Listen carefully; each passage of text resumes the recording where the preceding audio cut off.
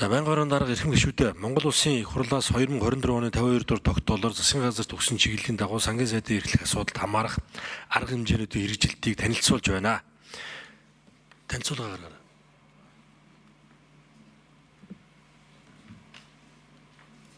За танилцуулгатай холбоотой мэдээллийг бас мөн дэлгэцээр давхар явуулна.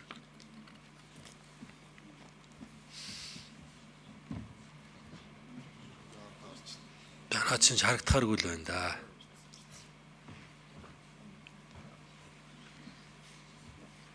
Энд гарахгүй шүү дээ. Тэнд гарахгүй. За Монгол Улсын хурлаас нэгдүгээрт ашигт малтмалын улсын бүртгэлийн мэдээллийн нэгдсэн захин сан бүрдүүлж харилцан мэдээлэл солилцох ажиллагааг сайжруулах арга хэмжээний хүрээнд ашигт малтмалын тусгай зөвшөөрөл техник эдийн засгийн үндэслэл төлөвлөгөө үүсгэл зэрэг мэдээллийг багтаасан улсын нэгдсэн бүртгэлийн захин сан бүрдүүлж татварын ерхий газар болон ашигт малтмал газрын тосны газар мэдээлэл солилцох гэрээг байгуулсан. Татварын ерхий газар мэдээлэл дамжуулах системийн бэлтгэл ажлыг бүрэн хангаж харилцаа холбоо захин мөрөгжлийн яамнаас сервис ашиглах эрх авч татвар төлөгчийн үндсэн мэдээллийг ашигт малтмал газрын тосны газарт хүргүүлсэн.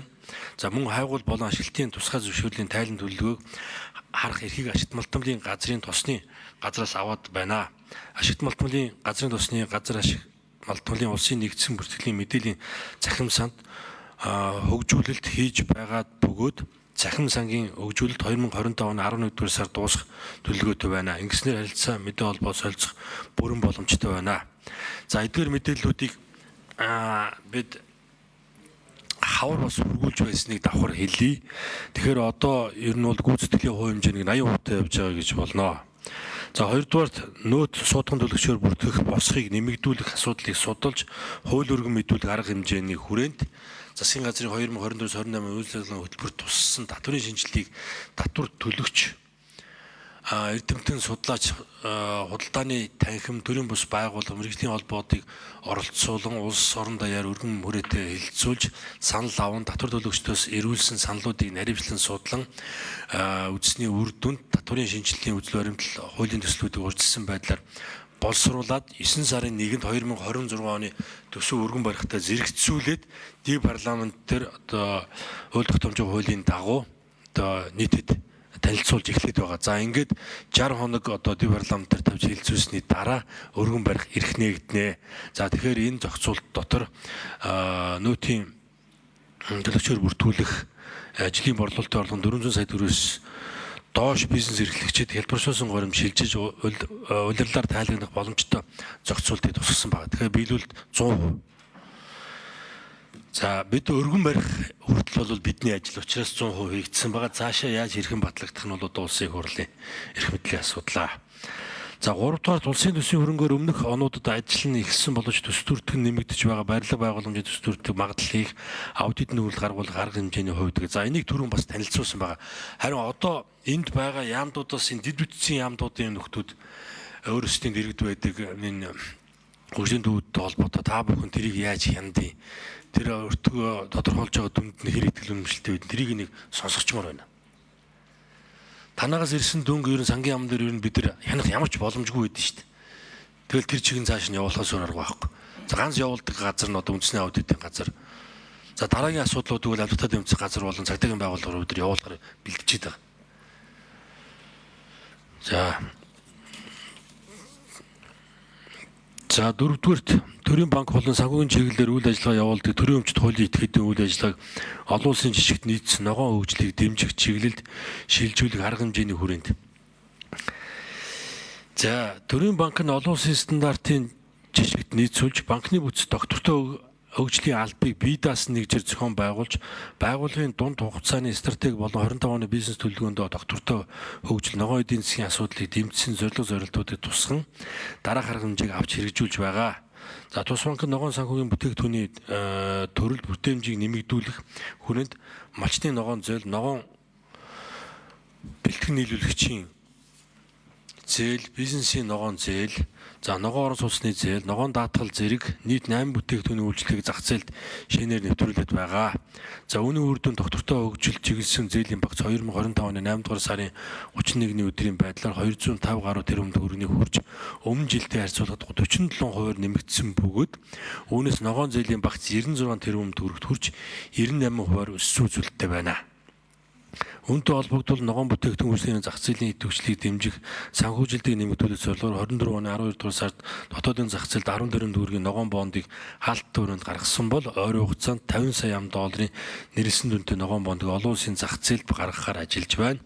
За Монголын хөрөнгийн бирж хувьцаат компани хөрөнгийн зах зээлд олон улсын жишгт нийцсэн ил тод байдлын стандартыг нэвтрүүлэх хүрээнд байгаль орчин нийгэм засаглал доктортой байдлын тайлагналын удирдамжийг боловсруулан холбогдох зохицуултыг мөрдүүлж байна. За энэ хүрээнд биржид бүртгэлтэй 34 компани байгаль орчин нийгэм засаглалын тайлагналаа эргэлзсэнийг олон нийтэд нээлттэй байршуулад байна. Дотоодын ногоон бондын зах зээлийг дэмжих ногоон санхүүжилтийг нэмэгдүүлэх хүрээнд Монголын хөрөнгийн бирж хувьцаат компани үн цаасны бүртгэлийн журам, үн цаасны төвлөрсөн хадгаламжийн төв, хувьцаат компани үн цаасны хадгаламжийн журам тус өөрчлөлт оруулах замаар ногоон бондын бүртгэлийн болон хадгаламжийн хураамжийг 50% хүртэл хувиар бууруулахаар ажиллаж байна. Засгийн газрын хүүгийн хөнгөлөлттэй зээлийн хөтөлбөрүүдийг уур амьсгалын өөрчлөлтийг даван туулах, байгаль орчинд ээлтэй ногоон эдийн засгийг хөгжүүлэх зорилтод нийцүүлэн цагаан алт атар дөрв аян үндэсний хөтөлбөрүүдийн санхүүжилтийн гэрээнд ногоон зээлийн зохицуултыг тусгасан. Улмаар тус хоёр хөтөлбөрүүдийн хүрээнд банкны ногоон зээлийн шаардлагыг хангасан зээлдэх чинтүүлэх хүүгийн хэмжээг 1-2% бууруулсан. Мөн цаашид шинэ оршоо чинээнийг малчин хөтөлбөрийн санхүүжилтийн гэрээнд өөрчлөлт оруулах замаар ногоон зээлийн сүртээмжийг нэмэгдүүлэхээр ажиллаж байна.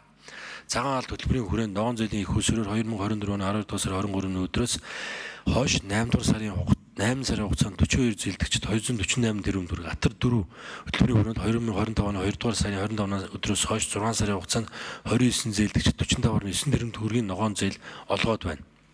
5 дугаарт бусдаар гүйцэтгүүлэх зардлын ангиллалыг наривчлан шинжлэх арга хэмжээний хүрээнд төсвийн ерөнхийлөн захирагчдын харьяа байгууллагуудын 24 оны төсвийн бусдаар гүйцэтгэх ажил үйлчлэгийн төлбөр хураамж болон бусад зардлын дэлгэрэнгүй дата өгөгдөл, зардлын эдийн засгийн ангил болон зориулт хөтөлбөр төсөл арга хэмжээний ангиллаар наривчлан тодорхойлох хамрах хүрээг засгийн газрын санхүүгийн статистик гарах аргачлал загварт нийцүүлэх зорилгын хүрээнд санхүүгийн мэдээллийн төвтэй хамтран дата өгөгдөл анализ судалгаа хийсэн. За судалгааны үр дүнд үндэслэн 7 шинэ эдийн засгийн ангил үүсгэж бусдаар гүйцэтгүүлэх ажил үйлчлэгээний төлбөр хураамж зардлаас холбогдох зардуудыг задлж наривчилж шинжиллээ. За ингэхдээ эрдэм шинжилгээ судалгааны ажлын зардлыг судалгаа хөгжүүлэлт, байр ашиглалтын үйлчилгээ болон харуул хамгаалтын зардлыг хөрөнгийн ашиглалтын менежмент, улс орноо гадаадд сурчлах зардлыг мэдээлэл сурчлагын зардал, төрийн зарим чиг үүргийг төрийн бус байгууллагаар гүйцэтгүүлэх зардлыг хувийн хвшлэр гүйцэтгүүлэх үйлчилгээ, хот тогтчлолтой холбоотой зардлыг тогтчлолт үйлчилгээ эдийн засгийн ангил тус шилжүүлсэн. За эдийн засгийн ангиллыг шинжилэн засгийн сайдын 2025 оны 6 дугаар сарын 2-ны өдрийн 112 тоод тушаалаар батлан 2026 оны 1-р сарын 1-ний өдөөс дагаж мөрдөхөөр ажиллалаа. За түүнчлэн Монгол Улсын 2026 оны төсвийн төслийг боловсруулахдаа шинжилсэн ангиллын дагуу боловсруулж улсын хурлд өргөн мэдүүлээд байна. 6 дугаар төсвийн тэнцэлд сөргөөр нөлөөлж буй хууль тогтоомжийг судалж танилцуулах арга хэмжээний хүрээнд за төсвийн зардлыг шууд нэмэгдүүлж төсвийн тэнцэлд сөргөөр нөлөөлж байгаа хүчин төгөлдөр үйлчилж буй хууль тогтоомжийн нэгдсэн судалгааг хийж гүйцэтгээд байна. Өөрөөр хэлбэл нэгдсэн төсвийн тэнцэлд нөлөө үзүүлэх үс хэмжээний улсын төсвөөс зардлыг санхүүжүүлэхээр хууль тогтоомжид тодорхой тусгасан 208 хуулийн 1028 залт улсын төсвөөс зардлыг санхүүжүүлэх болон зардлыг дотоодын бүтээгдэхүүний тодорхой хувьтай тэнцэхээр тодорхойлсон улсын хурлын дурлалын 4 тогтоол байна. За төсвийн зардлыг шууд нэмэгдүүлж, төсвийн тэнцэлд сөргөөр нөлөөлж байгаа хүчин төгөлдөр үйлчилж буй хууль тогтоомжуудыг нэгтгэн судалж, улсын хурлын холбогдох ажлын хэсэг болон түүний дэд ажлын хэсэгт 2025 оны 3 дугаар сарын 26-27-ны өдрүүд, 4 дугаар сарын 28-ны өдөр мөн төрийн хэмнэлт бүтээмжийн үндэсний зөвлөлд танилцуулсан болно. 7 дугаарт төсвөөс олгож байгаа бүх төрлийн татаас урамшууллын эдийн засгт үзүүлж буй нөлөөллийн судалгааны хүрээнд за том мэдээллийн баазыг бүрдүүлж олон улсад түгээмэл ашиглагддаг загвар аргачлалд үндэслэн татаас урамшууллын зардлын өржүүлэгчийн нөлөөг үнэлсэн. За мөн хүнс үдэ аж ахуй хөнгөн үйлдвэрийн яамнаас шаардлагатай зарим том мэдээллүүдийг цуглуулж үдэ аж ахуйн салбар гол татаас урамшуул нийгмийн эдийн засгийн нөлөөллийг хамтран тооцоолоод байна. За цаашид нийт татаас урамшууллын дийлэн хувийг бүрдүүлж буй тэтгэврийн сангийн татаас болон эрчим хүчний салбарын татаас урамшууллын нийгмийн эдийн засгийн үзүүлэх нөлөөллийг тооцох ингэхтэй холбогдох яамдын оролцоог ханган ажиллаж байна. Тэгэхээр одоо гүйцэтгэл бол энэ жилийн туршид гарна. Одоогоор бол хүнс үдэ аж ахуйн яам буюу хамгийн том татаас авж байгаа яамтай гүйцэтгэл нэг 70-аас 80% явж байна. Бусад яамдуудын хувьд эхлэлийн шатанд байна. За 8 дугаарт хууль тогтоомжид зааснаас бусад яамдын чиг үүрэгтэй давхцсан зөвлөл, хороо, комисс, түүдийг татан буулгаж чиг үүргийн холбогдох яамдад шилжүүлэх арга хэмжээний хүрээнд. За энэ өвнөх заалт буюу 7 дугаар заалттай холбоотой энэ татаасын үр дүн энийг тооцох аргачлалтай холбоотой мэдээллүүдийг энэ хүнс үдэ аж ахуйн яамныхаа өөрсдөө бэлдэж байгаа хүмүүс байгаа. Үдэ аж ахуйн хүмүүс. Хэрэглээс үдэ аж ахуйнаас дуудахгүйсэн байна. Хамгийн том татаас авдаг яам шүү дээ. Тэгээ ер нь бол хамгийн үр дүн гарч байгаа татаас шүү. Яамнаас нь хүмүүсийг байлгачихгүй дээ. За эрчим хүчний яам болон бусад яамдууд мөн энэ асуултанд бэлэн байгаарай. За 8 дахь асуудал руугаа эргээд оръё. Засгийн газрын үндэсний хороо комисс үндэсний зөвлөлийн бүрэлдэхүүний шинжилэн батлагдав. Засгийн газрын 2024 оны 8 дугаар сарын 7-ны өдрийн 21 дугаар тогтоолын авсралтаар баталсан 46 үндэсний хороо комисс үндэсний зөвлөлд дүн шинжилгээ хийх, зарим үндэсний хороо комисс үндэсний зөвлөлийг татан буулгахаар засгийн газрын тогтоолын төслийг боловсруулсан. За тогтоолын төсөлд засгийн газрын гишүүдээс санал авч нэгтгэн эрхлэх асуудлын өрөөнд Монгол Улсын сайд засгийн газрын эрхлэх газрын даргад хөрвүүлээд байна. За улмаа засгийн газрын 2025 оны 7 дугаар сарын 9-ний өдрийн 22 дугаар тогтоолоор нийт 29 үндэсний хороо зөвлөх комиссийг татан буулгахаар шийдвэрлэсэн. За ажил үндсэндээ хийгдсэн гэсэн үг. Одоо яг процесс нь явж байгаа. За байнгын орон дарга эрхэм гишүүдээ сангийн сайдын эрхлэх асуудалд хамаарах дээрх 8 чиг тус тогтоолын шүү. 8 чиглэлээр өгөгдсөн улсын хурлын тогтоолын хэрэгжилтийн явц гүйцэтгэлийн талаар танилцууллаа. За цаашд эдгээрийн ажлын үр дүн улам гүнзгийрүүлж дараагийн шатны одоо тайлгналуудыг төсвийн байнгын орондоо танилцуулж явах болно. За тус тогтоолтой холбоотой бусад яамдын хэрэгжилтийг эдийн засгийн хөгжлийн яам дээр базж гаргасан байгаа. За энэ танилцуулгыг мөн тусад нь хургуулъя. Танилцуулъя.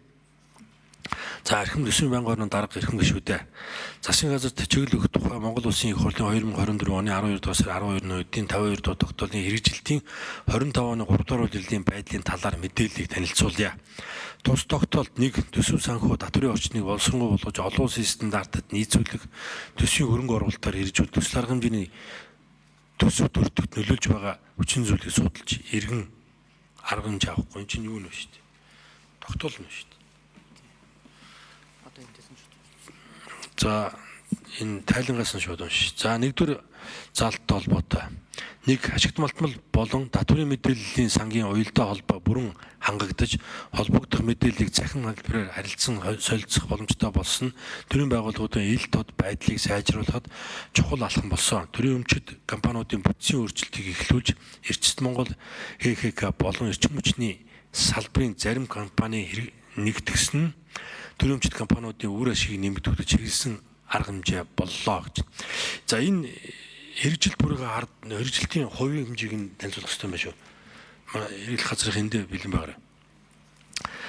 Эдийн засгийн хөгжлийн яамны бэлэн байгаарай. За 2 дугаар заалттай холбоотой. За мөн шилэн насны хууль хэрэгжих хүрээг өргөтгөж ил тод байдлыг хангах захим системийг бүрдүүлсэн бөгөөд төрийн болон орон нутгийн өмчийн тухай хуулийн шинжилсэн найруулгын төслийг боловсруулан улсын хурлд өргөн мэдүүлсэн шинжилгээг хэрэгжүүлэх эрх зүйн шинжилгээг тавихад чухал алхам болно гэж үзэж байна. За 3. Үүнээс гадна төрийн банк болон хөрөнгөний биржийн төвшин ногоон санхүүжилт ESG-ийн олон улсын стандартыг нэвтрүүлж эхэлсэн доктортой хөгжил чиглэсэн алхам боллоо. Төсвийн зарцуулалтын ангиллыг шинжилж үр ашиг шаардлагад суурилсан төсөв боловсруулах тогтолцоог бий болгосон тогтоолын хэрэгжилтийн чухал үр дүн юм а. Засгийн газар бүх шатнд төсвийн эмнэлтийн горимыг сахин, үр ашиггүй зардлыг танах, төрийн чиг үүргийн давхардлыг арилгаж, оронтог үе шаттай цөөлөх зорилтын хүрээнд засгийн газрын 2025 оны 7 дугаар сарын 9-ний өдрийн 22 дугаар тогтоолоор 29 үндэсний хороо зөвлөлийг татан буулгалаа. За ингэснээр жил бүр 41.6 тэрбум төгрөг хэмнэхэд тооцоо гарсан болно. За татан буулгасан хороо зөвлөлийн чиг үүргийг төрийн холбогдох байгууллагууд хууль заасны дагуу хэрэгжүүлэх боломжтой болно. За үр дүн хүлээгдэж байгаа заалтуудын тухайд нэмэгдсэн өртгийн Албанбаатарын босго хэмжээг нэмэгдүүлэх хуулийн төслийг боловсруулсан боловч 2025 оны 11-р сард өргөн мэдүүлэхэд төлөвлөсөн тул хэрэгжүүлэх хугацаа болоогүй байна. За төрийн өмчийг хөгжлөх үндсэн чиглэлийг төслийг засгийн газрын төвшөнд боловсруулсан бөгөөд хараахан улсыг хүрэл танилцуулагдаагүй байгаа нь бас нэгэн хүлээгдэж буй ажил юм. За мөн төрийн өмчит компани засаглалын үнэлгээ болон олон улсын байгууллагуудын зөвлөмжүүдийг хэрэгжүүлэх ажил үргэлжиж байгаа ч эцсийн үр дүн гараагүй байна. За харин төсвийн хөрөнгөөр хэрэгжсэн зарим барилга байгууламжийн өртөг нэмэгдсэнтэй холбоотой аудитын дүгнэлтийг хугацаанд нь улсын хуралд танилцуулаагүй нь хэрэгжээгүй гэж дүгнэгдэх гол шалтгаан болж байна. Цаашид авах хэмжээний талаар цаашдаа хугацаа болоогүй ажлуудыг төлөвлөсөн хугацаанд нь боловсруулж улсын хуралд өргөн мэдүүлэхийг шуурхай зохион байгуулах шаардлагатай байна. Мөн төрийн өмчит компаниудын засаглалын шинжилгээг олон улсын сайн туршлага нийцүүлэн үе шаттай хэрэгжүүлж зөвлөмжүүдийг бодит үр дүнд хүргэх шаардлагатай байна. Үүнээс гадна ногоон хөгжил болон доктортой санхүүжилтийн хэрэгжилтийг өргөжүүлж банкны салбарын нийт зээлийн багт эзлэх хувийг нэмэгдүүлэх зорилтыг хэрэгжүүлэх нь чухал ач холбогдолтой байна. Тогтоолоор өгөгдсөн заалтуудыг бүрэн хэрэгжүүлэх хүрээнд салбар хоорондын уялдаа холбоог сайжруулах, үйл ажиллагааны зохицуулт хэрэгжилтэнд засгийн газрын зүгээс бүх талаар дэмжлэг үзүүлэн ажиллах болно. Тогтоолоор өгөгдсөн 19 заалтын хэрэгжилтийн явц дунджаар 87.5% байна. Та бүхэн 52 дахь тогтоолын хэрэгжилтийн талаарх дэлгэрэнгүй мэдээллийг тараасан байгаа болно. За байнгын орны хуралд салбарын холбогдлого албан тушаалд нь ирсэн байгаа. Агаал тавьсан баярлалаа.